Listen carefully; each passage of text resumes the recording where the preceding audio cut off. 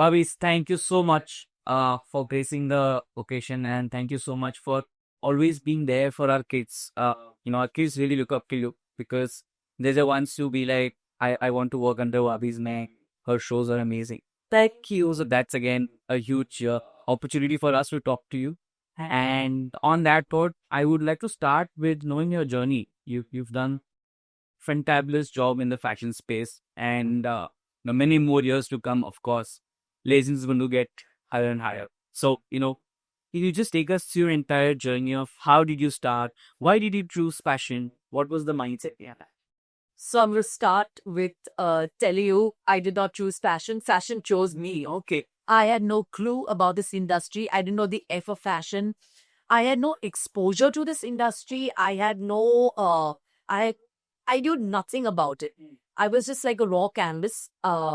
So basically, I come from very humble beginnings, let me tell you that. And when I was in college, my only endeavor was to hustle and to earn pocket money because I didn't believe in being a burden on my parents. Of course, that's another story. But so basically, whenever the fashion shows, as on the JD Institute, kids also go. I would go backstage as an assistant. Mm-hmm. I was chosen as an assistant, and that's where I started. Literally, like I've used this word before, I started from ground zero. Rocks. There's no base beneath that you started fashion, right? So I would go backstage as a backstage dresser, put the model's shoes on, put their zippers on, do everything a dresser is required to do. And that is the origin of my journey. So, and there was no motive. I was not because I'm fascinated by fashion. No, honestly, the endeavor and the bait was only pocket money. And so that's where I start. Now, if there are 20 models in a show, 50 models in a show, each model has a dresser of dress. I was just one of those dressers. And then there was a show which was being done in Bombay. It was for Suneet Varha. The show directors were very big show directors from Delhi. Right. There was a backstage manager, and that backstage manager needed an assistant. And she thought I was one of the smarter dressers, and that's where it started. So she chose me to be her assistant. And of course, I worked very diligently. I wrote with it was a lot of hard work, and I gave it more than 300%. And the show went successfully. The same show was going to Delhi. And the backstage manager felt ill and she couldn't go for it. So the show directors said, who was that girl assisting us? Send her. And when I was told that, can you go and handle the show as an assistant, I'm still working under somebody, under their guidance, following basic instructions. Here I'm being asked to manage a whole show as a backstage manager. The role of a backstage manager is extremely important. They are the backbone of a show. So, and now I need to, remind you that I had no exposure to this industry. I did not know a single model. I know it wrote to it. I was not even keen on it. I was doing my graduation in literature. The normal thing is, okay, you've done literature and you go and go into journalism. That is where I was, in my mind, headed. I thought, okay, there's an opportunity and I don't know, let me go and wing it. If they think they're confident enough me, maybe there's something in me. But of course, I never even traveled. In a sense, I've never been to Delhi my whole life. And this is like, there's only to handhold me through it. My parents were not there. My mother was in Dubai. My dad was ill. So I just had to make my own decisions. There was nobody I could seek advice from. Anyway, I took the plunge. I said, forget it. And by the way, I just got a job as a intern in a magazine. Okay. And That was again fashion. that is not. Okay. It was not in a fashion magazine. It was to do with it was a news magazine, actually. Yes. It's the Outlook. Okay. And I was like, oh my God. And the mindset, my grandfather was, handling me because my mom was not here. She was working in Dubai. My dad was paralyzed. So my grandfather, it's typical mindset that, no, this is a secure job. What is this? We don't know anything about it. How can we send you to Delhi? I said, I'm serious. And I went and I did the show. And at that point, now the scenario is very different. At that point, as a backstage manager, I handle everything. from tagging. There was no concept of an assistant, or there was no team in place. I was a one-man team. And what did this team do? From tagging the clothes to writing the description of the clothes to managing to supervising the ironing of the clothes, I've done it all. And I was then, when the show directors been rehearsals, taking now the cues, understanding every single thing without a single assistant. Now, there's about army. When a backstage manager is there, Yes, the times have changed now. We got more village of course, list on set on the show also. like I'm telling you, the board, like a backstage manager now comes with an assistant. They have pictures. They take, photographs. They have a team working with them. They are not standing and supervising the ironing of a piece. I did all of that because there was no luxury of an assistant. I was the only one handling everything, and I did the show, and they were very happy with it. And that started my journey. Like I said, I would choose fashion chose me. I didn't know this industry existed. I started doing show, and then it was word of mouth. This is where I come to, where if you do your job diligently, if you're good at what you do, if you, like I always say, the first highlight, the life lesson that I learned from my own life and my own experience, no job is too big or too small. What did I start as backstage dresser? But I did take underneath putting a model's shoes on. That backstage manager decided amongst 30 dressers, she chose me to be her assistant. So life is in two. You don't think you're being watched, but you are being constantly observed. Yeah. She saw that 30 में से ये, this assistant is good. And that is taking we look out for. Most backstage managers today have also started in the same way. But you identified which dressers is strong. And you know that they have their, their foundation right.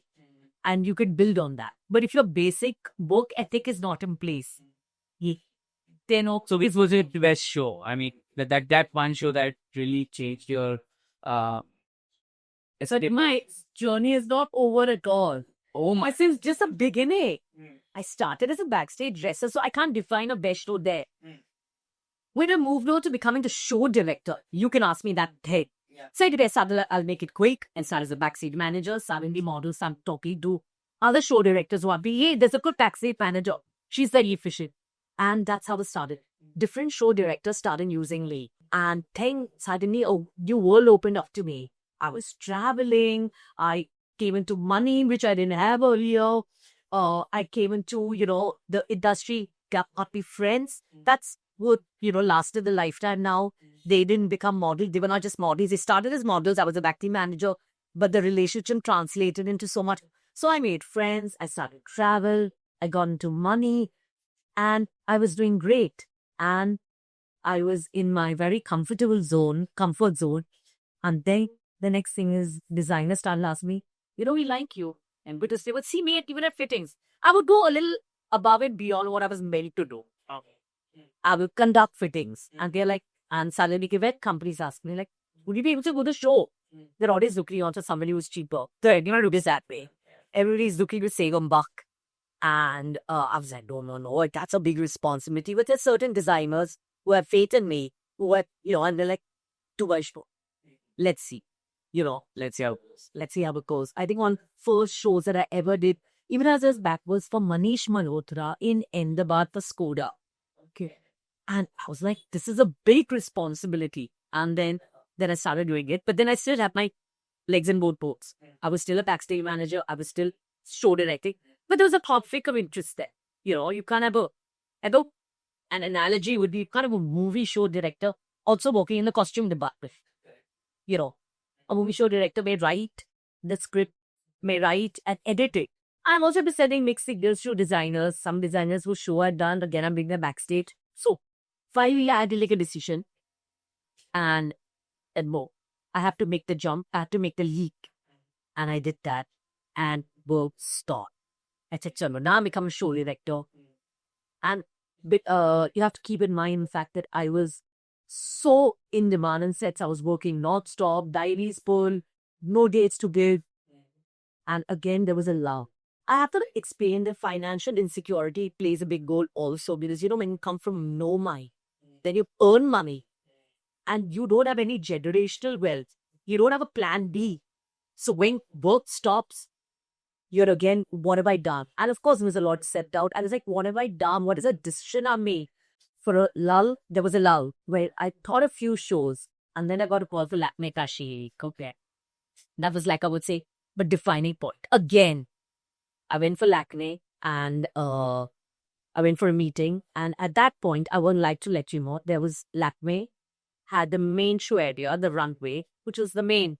It had the 60-foot long ran, the massive LED ski, all A-lister models. And they had an alternate stage which they were developing. That was not. There was no rack there. It was a blank room, black. And that time, Lakme was at St. Regis. It was a small room. And at that time, whichever sponsor was, sponsoring, it would be called by that name. So I remember, but I went there for a meeting. At that time, I think Jabong was there. So this, I would say, in 2016, 17. So it was called the Jabong stage. Jabong stage. There was somebody else who was an art show director. And when I went for the meeting with great anticipation, I was like, wow, finally I've got my break. Lakme's called me. They said, yes, we'd like you as a show director. But for that, again, my heart, I was like, okay. Again, no. But I go back to my first life lesson. No job is too big or too small. If I decided, no, let me wait it out. I am only eligible for the main show area. Getting your foot in the door is also something. Once you get your foot in the door, how you prove yourself is up to you. There are so many fantastic actors. They started as character actors. Actually, they're mainstream actors. Why? Through pure talent. But they decided to get a foot in the industry is so difficult. And in the same matter, to get a foot into Lakme is so difficult. Here they found, and this is the interesting part. So in that show area, we were all nobodies. So I was a newbie show director. Mohit Rai is a stylist. Mohit started there as a newbie stylist. Have to be derogatory, not to categorize. I was also category-wise. You also to be. The models were also all new. Nobody, the main ones in the main show area, the runway, and all of us were like an experimental stage. But we started doing such interesting fashion presentations. We reimagined it. We recreated it. We were innovative in it because we had the freedom to do it. On a runway, 60 foot, we're still restricted.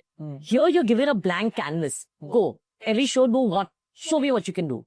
So we did fashion presentations which was so experimental, which was so, in terms of concepts, which was so out of the box.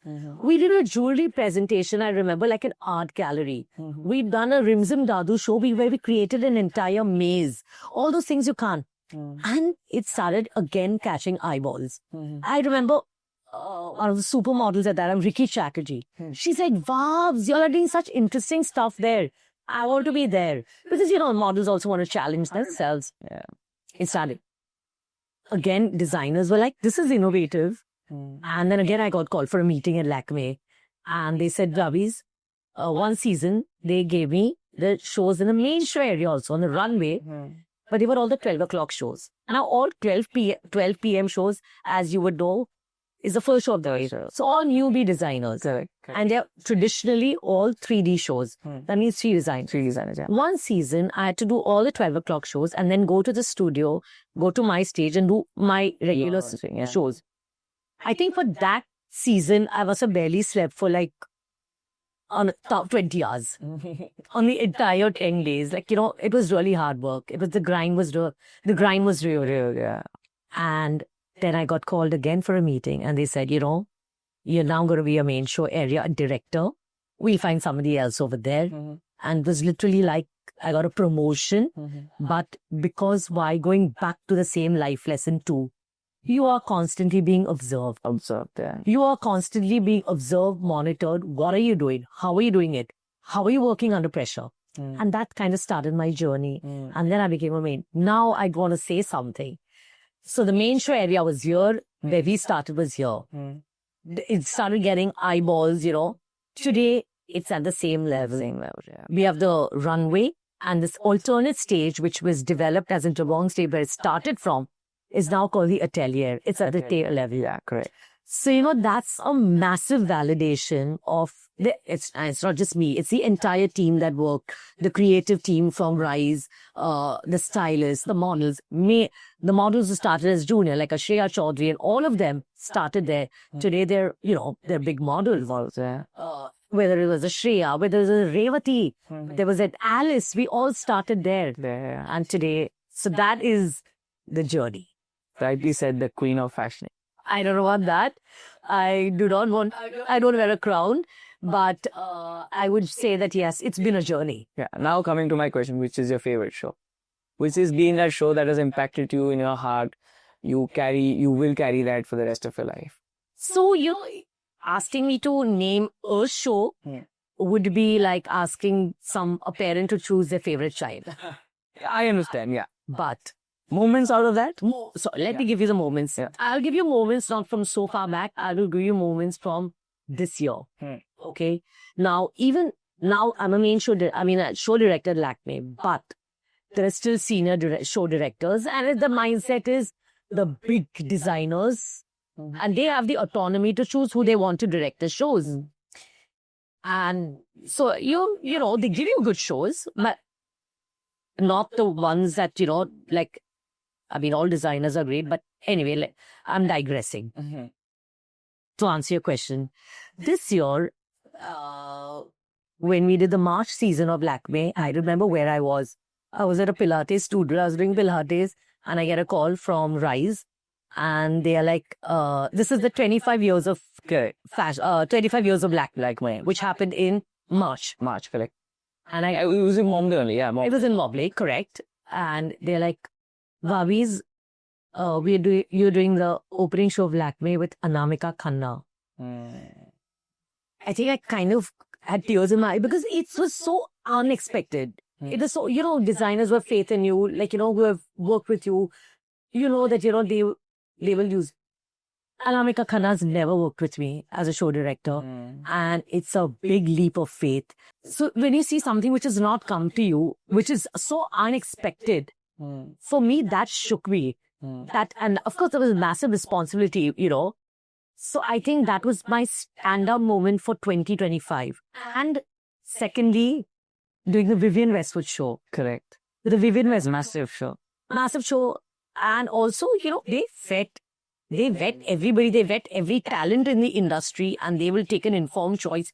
So to be the chosen one, which is also so unexpected, because I'm not there's certain things in your head, you resign yourself, then no, somebody far senior we go.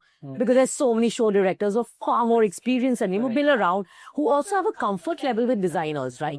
It's also the rapport that you create with designers. You don't anticipate them to pick you because they are no, I work with the show director, I want them. So for me, then I did a Gaurav Gupta show, which was for the Maybach, for Maybach. So in this year itself, 2025, of course, I have Jade Kuchova, Monica and Karishma, like a Vikram Fadnis. These guys had invested faith in me from the get-go.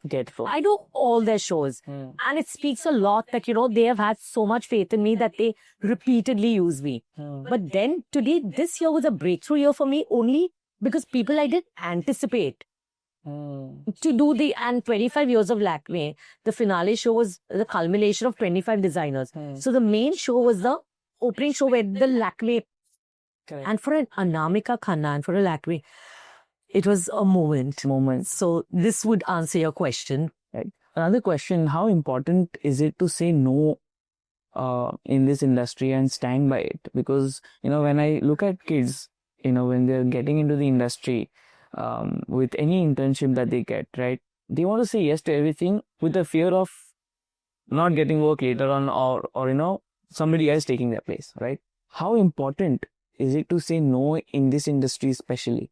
This question is something that I am going to answer on behalf of I don't know how to say no. I'm on the flip side. So I'll give you another perspective. I think the answer you expected is that, you've got to be choosy, you've got to be picky. And not choosy, picky, but just that you need to know your work. That's something. The thing is that now how do you define your work? You monetize it? Is that the way you define your worth? Or is your worth defined by your work? Now, okay, so I'm going to give you a very simple example.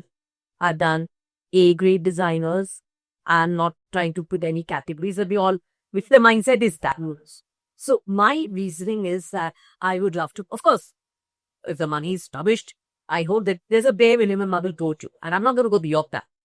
But for me, I love what I do. And for me, every day that I work is something that I value. So I'm adding to my own value. And when I take a show, it could be for an institute, it could be for a Lakme, or it could be for a upcoming fashion week which has never been done. I don't make those. Definitions. I won't, say, okay, this is not worth my time. Because once I say yes to something, it carries my brand name. Barbie's Meta's viewers show a certain expectations of that. And for me, that is the challenging part. That how do I elevate something which is a nothing to something? And that's where my challenge is, where I challenge myself. So I'm not a person who says, more. Of course, if you tell me that do the show and here this is what we can pay you, I'm like, sorry, maybe to help you, I'll do it free for you. I'll do it free for you. If you're starting out, I've done that. But I will not dilute my brand value of picking just, pennies when I'm giving word pounds. It's like that. But I am not selective where my word is concerned, because I genuinely believe today that's how I started, right? If you say no to something you actually think is not big enough or worthy enough, you don't know what the potential is going to grow. So, and possibly say no to something which has great potential. Now, how I mold it, how I turn it around, how I elevate it is where actually my value comes. So, I don't know if that answers your question, but I'm not somebody who says no easily. All right. So again, the next question will be about different generations. Now, millennials, Gen Zs, now we have alphas. I wouldn't say they start somewhere. They're just evolving very rapidly. Now, the alpha generation is very fast. We started getting schools from the alpha space, and disease especially. They're very fast. They adapt to things very quickly. They don't want to do policy anymore. You want to learn everything in 3 months, 6 months, 9 months, or that, right? In this industry especially, how does that work? Is it easy enough for them to adapt, right? You might have seen girls, interns, they're there, thinking about big jobs and all those things. So what is your say on this particular aspect? Is it easy? So you have to keep in mind that they are growing up. I mean, that entire exposure has been where everything is modeled and targeted to have the least attention span. No, you can't wait to a reel for 1 minute. Nobody's going to watch it. What is the ideal time for a reel? 15 seconds. So what are they catering to? They're catering to an attention span of not more than 15 seconds. They are actually telling you that create something. If you create something of longevity or value or length, nobody's going to watch. So I believe in moving with the times. I believe in adapting that. So yes, if they do not want to do a 4-year degree, because it's going to take 4 years out of their life where they can be wait that much for. Also, they look at the exposure. They're looking at what are their role models, Instagram stars. Are they this one just did a random, became viral? Look at who they are looking up to. And they are. And that's how you explain some totally random people having millions of followers, creating cringe content. Who's consuming it? It's exactly these kids. So you've got to adapt, whether it's whether it's your module. As a fashion institute, you've got to adapt it. But for me, I would say that yes, classroom, getting technical knowledge is important. But the best learning curve and the best learning experience is how the job. Correct. So when we do Lakme, they have a program which is in tie-up and they assign every show director an intern who is, and they watch us building a show. They watch us how we adapt under pressure, how we, so when you do an institute, when you're doing this module, if you think your course can teach them the bare minimum, I don't think there's anything wrong with it. Of course, there is a lot to say for, in-depth knowledge. Like I always say, insight must precede application. But the point is that the insight that you are looking for from them, how long are they willing to give it to you for? And you've got to adapt. And so, yeah, if they think they are okay to do a 1-year crash course, we call it a crash course. But they have to be able to know that that crash course is called crash course for a reason. And you have to go above and beyond it. You have to extend your skill set. Just thinking once you do this course, you're empowered and you know how to deal with it. That is a myth that they need to. One great designer, Narendra Kumar Nari, I was having a chat with him. He just mentioned that, Rinesh, the best thing that I've done in life is teaching. Apart from my design, apart from my style, apart from my aesthetics, the best part of my life that I've done is teaching and evolving with the children. Right. When I hire today, I hire the youth, I hire 18-year-olds, and I want to be like them because they find the easiest way to complete their task. And that's rightly mentioned. Moving on to the next question. Apart from fashion, what is it that you love? Your pastime? Something about Barbies Mehta that we've never heard about or we've never known? So Barbies Mehta is a wannabe writer. Oh. Yes, I write a lot. Yeah, you write poems? I write poems. I'm not reached a short story yet. Okay. But I would say essentially poems, sometimes just, free-flowing thoughts, sometimes just journaling, and some of it I have put out, some like just on my Instagram. But yes, I love writing. It's almost therapy for me. It's like an outlet, and I do a lot of that. I am a cinephile. I love cinema. I love TV shows. So I watch a lot of that because there's a lot of learning that comes out of that. It's not just about, doing time pass. I gone into this a couple of years back, but I love trekking. Okay. Yes, I've been on a couple of treks, which was never part of like what I would do. I was the most actually not unhealthy, but not a sporty person. Yeah. In school, sports day means I wanted to like hide under somewhere because I was so bad at it. But in school, whether it was dramatics, it was debates, it was elocution, it was writing, that was something that I always, kind of did decently at. But at sports, but like that is what life is about, right? You keep pushing the limits and you keep trying to do things for yourself, which has been unexplored territory. So I came to exercise really late. And I mean, everybody thinks there's some great workout. No, I do decent. So those are the things I enjoy doing when I'm not working. But primarily, first of all, work is not work for me. It's my passion. It's a passion. It's my joy.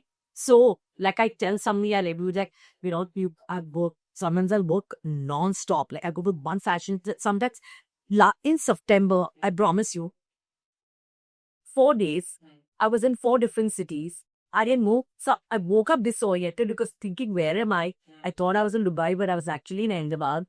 And I was like, okay, you need a breather. So, when I have a break, you need a breather. I was like, no. Make me work 365 days a day, 365 days a year, and I'm good with that.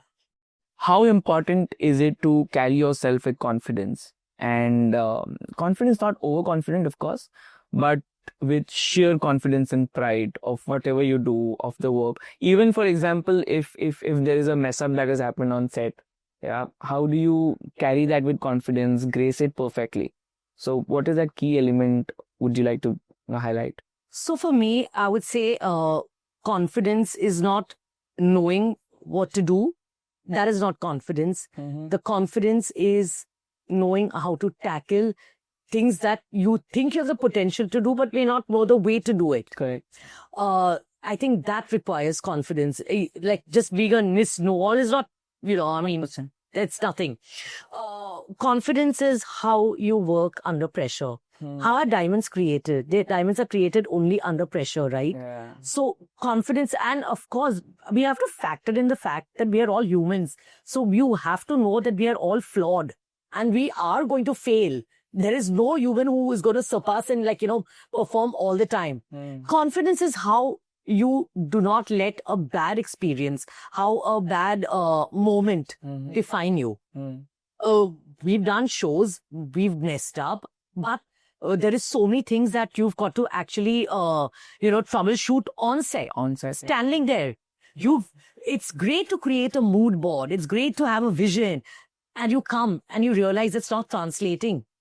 How do you manage? How do you turn it around? I think that is my definition of confidence. That, to be able to have enough faith in yourself. And of course, that also develops over time. There is what is life? It's a sum of all your experiences. Correct. Now, your experiences are never going to be all good, right? They're going to be a mix of good and bad experiences. So how do you take your learnings from it? And that's what builds your confidence. So I would say more than anything, for me at least, it's very personal, knowing that I can now handle this. When my father was paralyzed and my mother came and told me that you have to look after him, I was like, I don't know. Nurturing them. And that was a life lesson. That was an experience I experienced at age 17. But the more I nurtured him, the more I nursed him, I got even more confident that I can handle it. Same way, there are so many shows that I've done. But the more I could troubleshoot on shows, the more I could do damage control, it made me confident within myself. So I think for me, confidence is a culmination of your experiences, your learnings, what you do, learn from it, and how you better yourself from it. After so many years of experience, do you still think that you might mess up on set tomorrow, or if at all, is there a nervousness before any show now? I had not gone on the console ever without feeling nervous. The day you feel like, now I know everything, is the day you are done. Well done. You have no idea how nervous I feel, and it doesn't depend on the scale of the show. I could be doing a small in-store show, but I still have that. Because I'm not trying to prove anything to anyone but myself first. If I disappoint me, there have been shows where I've come down on the console not happy. And I've got feedback like, wow. It doesn't change anything in my head. In my head, I'm not happy with my show. Correct. It does not matter how it's been received. Of course, it, kind of eases your nerves that, okay, fine. You get that validation. Yeah, you get it. And also, there are so many flaws because you want to perfect yourself. There are so many flaws only you can see. The audience is not discerning. The crowd is not discerning. They've not seen nothing. Correct. But that's not the point. The point, the day I start doing things for others is the day I will fail myself. Correct. I was stuck into this particular answer because I've joined the business since last 4 years. And there has been a saturation point because business is vast, education and all of those things. But a very good point to take back, that the day I feel that I'm living for others is the day I'm done. Yeah, very nicely said. Now, define beauty. Trends, fashion is changing, fashion is evolving rather, right? Social media is a major factor. So what is beauty for you? Oh my God, you're asking somebody. So I'll give you example, perception. Yeah. When you look at me, what's a perception? She belongs to this industry. She has been exposed to national, international, whatever designers. What would you look at me and say, oh, she knows? I'll give you a fun fact or a actually shameful fact. I do not know how to do makeup. Oh. Yes. And everybody who knows me will tell you that I do not know how to do makeup. I fail at it really badly. And I'm like, I've given up on it. And I promise you, everyone knows me will back me up on that. So first I was like, okay, now I buy makeup which is drugstore makeup, over the counter. Ki pata to lagta nahi kaise lagane ka hai. I like do like a mess. So again, it comes to its beauty is perceptions also. Correct. So the perception is when you see somebody from the industry, you expect them to have everything, like, they'll have great makeup sense, they'll have a great sense of style, they'll have a great way of putting themselves together. those are myths. I Mhm. think these things are very personal. Mm-hmm. So, when I have walked the streets, I've even I grew up shopping at Fashion Street because that's what I could afford. Mm-hmm. I grew up shopping on Kolaba Rasta. Mm-hmm. And I will tell you this, and I'm not lying about it. I live in so I walk a lot. Mm. Sometimes I still walk on Kolaba Rasta, and some things that appeal, I will still buy it. Still buy it, yeah. And not because I don't have the finances to. I mean, I can buy luxury also. Correct. But there are some things which are it appeals to me. It's very It personal. sticks to your mind at that. Yeah, it appeals to me. So I don't think I have cross-dress and I have mixed things which could be street with luxury. I'm not into brands. I'm not into what is trending. So I'm not the right person to ask this question. I don't know what is trending. Mm-hmm. Style is very personal for me, very personal. And it is something that you develop over time.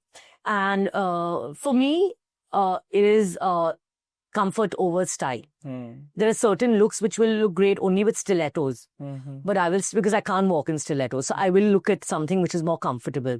So you choose comfort over. I choose comfort over style, and I've developed my own brand of styling. Now, it doesn't matter whether luxury labels don't define you. Brands don't define you. You define you. Correct. It's as simple as that. Correct. There are so many, and especially now, there are so many, because of, this exposure that there's so many mindsets where you see all these influencers, unboxing and showing a lifestyle.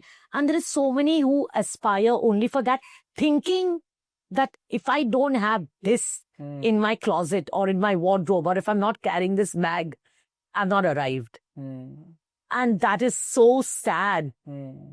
Because, I mean, that is not who you are. Correct. Your style, your brand is how comfortable you are. And I'm not saying these are actually things that I live by. And people who know me will endorse it. So even, for example, I feel that comfort is also sustainable. Of course. And, inclusivity factor also is met because you choose comfort, you choose yourself before beauty and styles. So yeah, moving on to the next question is going to be about sustainability and inclusivity. Not from the designing perspective, but just as a show director, how important is it? Or what are the measures that are taken on set, on the show, atelier, keeping in mind the nature also, right? So what are these steps that, every show or every management takes care about? So these two words, sustainability and inclusivity, I would like to say are no more tokenism words. They're not just used just for tokenism. Correct. They have the meaning of it. The thought process behind it is actually implemented. It's implemented and represented on the stage in every single way.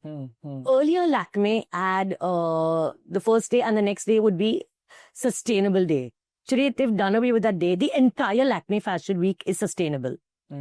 As a show director, we are given certain directives. When you're building a set, they have to only be eco-friendly products. You cannot use things which are not recyclable, which cannot be, upscale, which cannot be reused.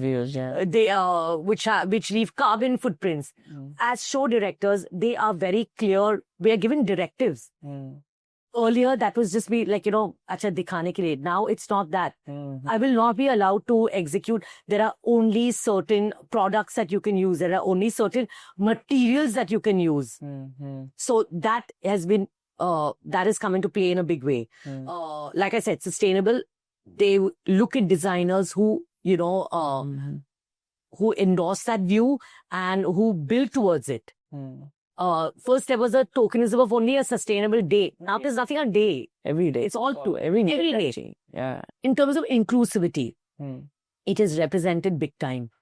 If you look at any show, forget show. I did a very big shoot for Myntra. Okay. And whether it is plus size, whether it is transgender, whether it is LGBTQ, all of those are represented. And not because we just want to show, but because they actually know that the people who are watching it and consuming relate to it even more. So at even as a big platform as Lakme, they're all represented. Every shape and size. And I'm not talking, and you know why? There are lots of girls who are tiny, who are also body shamed. You know, we always think that only large people or big people are body shamed. No. Oh, you're too skinny. It is as much and it's as real as you're too big. Correct. But you're too, I'm short myself. You are too short. Male models, minimum height required is 6 feet. No. Now we did a very big show for Zudio. Zudio caters to Gen Z and they stay on brand. And what is on brand?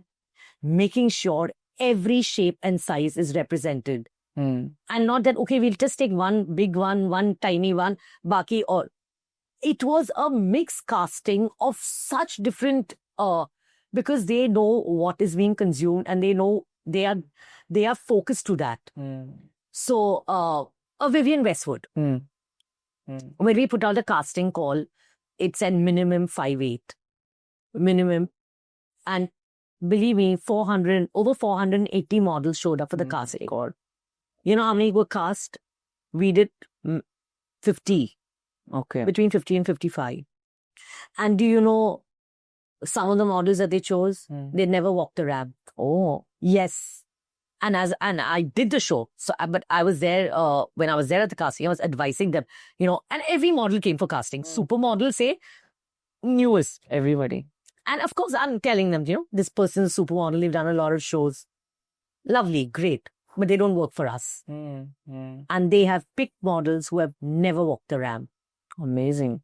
So now people, when we do castings, it's always meant to be on brand. What works for the brand, not what works for, like, you know, eye candy. So in that way, inclusivity has been really represented in every way possible. Correct.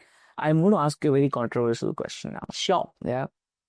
What is your say on the showstopper culture in India today? Is Bollywood okay, or we need the supermodels back again? I would say, see, you've got to work with reality. And I mean, we would love the fact that, you know, but the fact is nothing sells like Bollywood.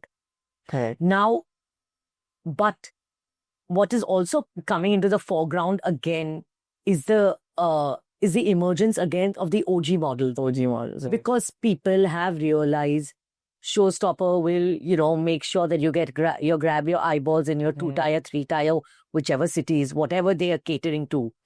But the value of a show with an OG model walking also is great, grabbing eyeballs.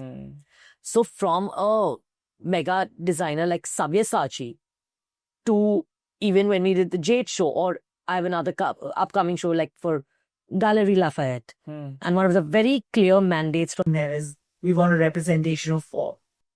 So there is a big comeback of the OG models because you understand, you see them. But I'm not going to negate the fact that Bollywood showstoppers also add value to a show only because at the end of the day, it's a business. Correct. Everybody is, I mean, of course, you want to stage something, but at the end of the day, there is a lot of investment in it. And if feeling that, you know, somebody putting it out there is going to give you better returns on your investment, are you not going to do it? As a businessman, of course, I would do that. Right? Exactly. And So if I know putting somebody out there is going to get me a better, but I'm going to say something here. For example, a Tara Sutaria. She is a dream on ramp. She has walked a couple of shows with me, and you know that she's going to do justice to it as a showstopper. She was above and beyond, like a Malaika. And I say this, I'm not saying it with bias. You put her in any garment on stage, and she's a small girl actually. But the grace, the way she carries a garment. I think Janhvi Kapoor came under a lot of flack when she walked, and one of the models walked behind her that went viral. But Janhvi Kapoor has walked in my shows after that. She walked in a show I did recently at Bombay Times. the Seema Singh show. The Seema Singh. Yeah. I think she looked fab. Even the models were admiring her. So it is very easy to keep pulling people down. Oh, Bollywood. So I believe in a fair balance. And I know my models, like the Vivienne Westwood show, was closed by Diana Irapa. Diana is a supermodel. Correct, 100%. And they didn't have any Bollywood representation. They had Bollywood in the crowd. Yeah. They had Bollywood in the crowd. So I find a fair balance. It's too soon, I would say. Yeah, I think Bollywood women or men who just can't walk, I mean, that shows the awkwardness. And then that shows cringe. So you don't want that. But there are enough and more who carry themselves with poise, grace, and so it's a plus. Plus, yeah. Something about your team, you work with the same team or you work with different people now after reaching at a level? No. If you get stuck with the same people, you are never going to be able to explore other things that other people can bring to the table. So to answer your question, I of course have my core team, because you develop a comfort, you develop they know the way your mind works. Sometimes without even saying it, they can preempt it. So there's a lot to be said, and especially when you're doing fashion weeks, there is a crunch time is so short. I want to bust a myth here. People saying, oh, how many weeks did you rehearse for the show? No, we have not rehearsed even for days. We have rehearsed it for hours. Hours, yeah. It is, so that is another conversation I can come to. But when it comes to my team, I have my core team. But within my core team, I've developed many. So I have 3 music directors I will work with. Okay. I have at least 5 backstage managers that I will work with. I have about 4 lighting designers I swear by. I have a great graphics person like him. He's so good. I only work with him. I only want to work with him. But it makes sense to invest in other people because, for example, somebody may not be available. I can't be in a situation, and none of them are exclusive to me. Okay. They're not on my payroll. That they only work with me. So I have to be in a place where if somebody's not available, I have to go to the next one. So yeah, I have a core team, but I have many in my core team. Okay. How important is it for a show director to know all the technicalities, right from lighting, the set, the LEDs, the post-production, the camera angles, all of these things. So how important that is for show directors? So like I said, insight must precede application. If I do not have insight into these things, I will not be able to pull off a show.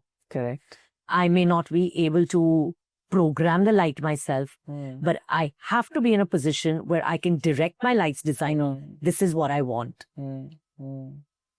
My graphics designer will create the graphics, but my insight and my vision, I want to create this drama on the LED. I want the LED. That's my vision. It's his job to interpret it. But if I don't have the vision, he doesn't know. The first thing he asks is, what do you have in mind? Now, if I have nothing in mind, I say, okay, now you tell me. It doesn't work like that. I know in terms of choreography, my music. I want it to open a show, but I just want one light on a music cue and the LED revealing. Now, that is all me. So it is very important for a show director. They may not need to have the technical know-how, but if you lack vision, and I'm sorry, I'm going to say this, and I'm going to say this out here. You take so much pride in your work. You put it out there on your Instagram, and then you see everybody. I guess flattery, imitation is the best form of flattery. But I would say that a lot of imitation happens in the sense, I know my team has come back to me and said, oh, this show director came and said, wo LED kiya tha na, that opening, do the same. But then you can't help that, right? Because you feel proud of yourself. I keep proud. I also feel angry. Do your own creativity. Come up with the idea yourself. Correct. So, I mean, I guess that is the, flip side of putting your work out there. Last question. What is that one piece of advice that you'd like to put out to our students, to everybody actually, to the youth, who are entering the fashion space or who are aspiring to enter the fashion space? What is that one piece of advice? So I would say I would not give one piece of advice. I would tell you that I'll go back to my life lessons. Yeah. First, guys, no job is too big or too small. Hmm. Do not enter in with a mindset that I am good enough only for this. Hmm.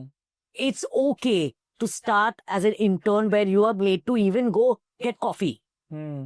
I don't do that, but there are certain people who do. Do not think you are beneath that. Be observant. Keep your eyes open. Learn, absorb, understand. When you are seeing somebody, creating something, don't be a bystander to it. Hmm. Be involved in it, because every step of the way you will learn. And the most important, which I want to put out there, you are constantly being observed. Hmm.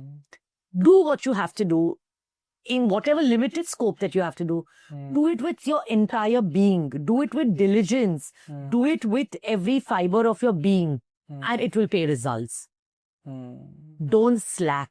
Don't slack. Don't slack. And of course, don't think you need to know everything. You don't need to know everything. That's what you're there for. Be a sponge and absorb everything. I would say that. That is more important. Yeah. All right, Barbies, thank you so much. Again, Sure. thank you so much for coming here, guiding our students as well as guiding the audience who are going to watch this podcast.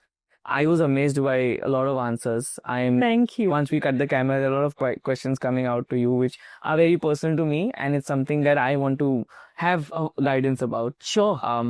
Again, thank you so much. I really hope we get to work together in Absolutely. many more shows that we do, and especially as students get to work as designers in the industry. Thank you so much, and again, thank you so much. Thank you for having me. Thank you.